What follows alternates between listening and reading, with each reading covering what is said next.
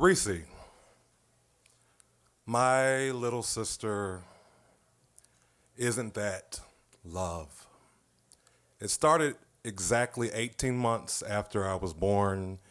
My parents brought home something I could not take back, could not get a refund for. And I've been long told of stories of me really trying to kill her in her early life. But she was like, she is invincible. She was invincible. She took a licking and kept on ticking and took another licking and kept on ticking. I would feed her butterflies and caterpillars. Like she was like, my buddy, my buddy. Y'all remember my buddy? Yeah, that was my buddy, and I didn't even know it. I was annoyed by her. She would follow me around everywhere. She would complete my sentences. To this day, she still completes my sentences. And she's always managed to be there for the most important moments in my life. I can remember it really all started in 1988 in my grandmother's living room. And we spent the summers there in Tallahassee, Florida. My grandmother was a professor at Florida State University.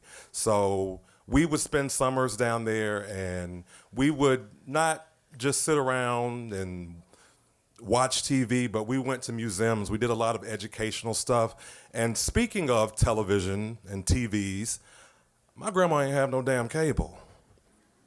That's very problematic for a 6 and 7-year-old that's used to fucking cable. And every time, we would mention it, because my grandmother is, her last name is Wells. We call her Wells and Fargo, okay? She's a damn savings account. Pinches every penny, uses coupons, like long before coupons became a fucking thing. My grandmother, I think she invented it. So, little known Black history fact, Dorothy Wells, founder and consumer vigilante. But we didn't have cable, so it was basic TV, and basically everything was fucking fuzzy. So either we had to beat the shit out of the side of the TV or feng shui the damn antenna, but perfect strangers on that TV, they were perfect fucking strangers. Like Larry and Balky were fuzzy, damn Jasmine Guy, Cree Summer. It was a different world, it was fuzzy, but I have the interesting thing about my grandmother's TV and its fuzziness. Somehow around 12 noon every day, Young and Restless came right on through. Another World, General Hospital, clear as fuck. Where Mr. Belvedere was there, just fuzzy as shit. So I remember talking to my little sister and just being like, yo, we gotta do something. We're gonna, we need some entertainment.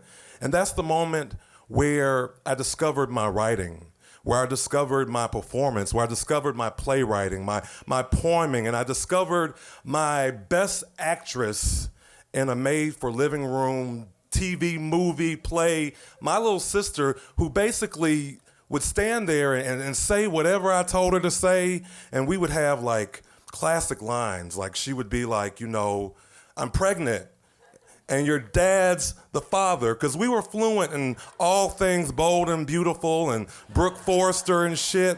And then in some scenes, oh goodness, some scenes, she would save me from being buried alive just in time so we could save the family cosmetic line from Catherine Chancellor, And she would just say these lines, and she would do whatever I say, and then we would end each scene with this dramatic stare, just to indicate that the scene was over and it was time for a commercial break. And if I wasn't careful enough, she would just stand there. To this day, she ends conversations just like this. But she isn't that love, though. I've never experienced anything like that before, and I didn't, we can't choose our family, but we can choose our friends. And I don't know who was up there. I don't know if there was a sister lottery, but whoever gave me this individual, isn't that love? And I've watched her grow into this phenomenal stay-at-home mom, and I thought that stay-at-home moms didn't do shit. I really did, but I stand fucking corrected. She has 3 kids, and here's the ironic thing about Isn't That Love, because we artists, we're always in between shit.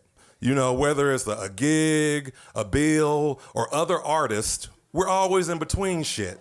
So I'm currently in between shit, touring and shit. Like, we're like fucking sandwiches.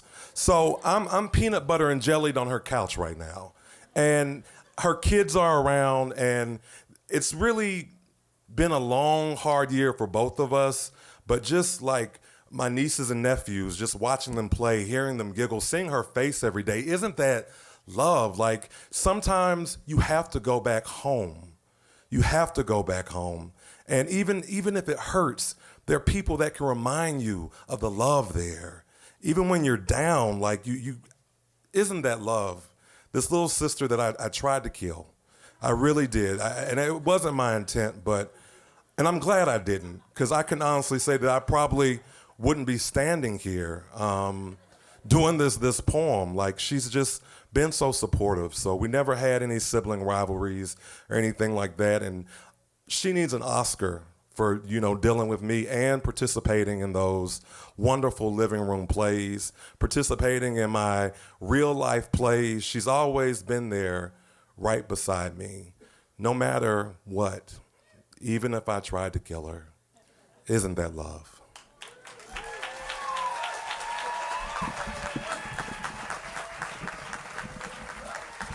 Jonathan Samuel Eddy.